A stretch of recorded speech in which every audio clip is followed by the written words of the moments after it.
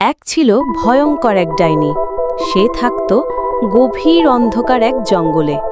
তার চেহারা দেখে সবাই ভয় পেত।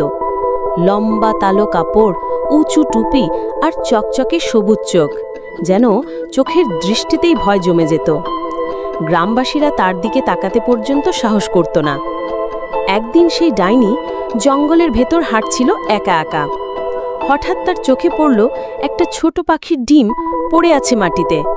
চারপাশে কোথাও মা পাখিটাকে দেখা যাচ্ছে না। ডাইনি একটু থেমে ডিমটার দিকে তাকালো। তার মুখটা কঠিন হয়ে উঠল, যেন সে কিছু একটা ভাবছে।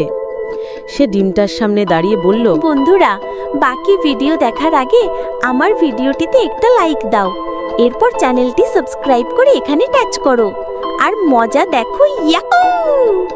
ডাইনি আর কিছু বলল না, শুধু এক শান্ত হাসি দিয়ে ধীরে ধীরে হেঁটে চলে গেল জঙ্গলের পথে। তার পেছনে পেছনে ফুটে উঠল ছোট ছোট রঙিন ফুল, যেন সেই পথটাও তাকে ভালোবেসে বিদায় জানালো। সেদিন ডাইনি বুঝে ফেলেছিল, ভয় দেখিয়ে কেউ কখনো ভালোবাসা পায় না। ভালোবাসা দিলে ভয় আপনিই দূরে চলে যায়।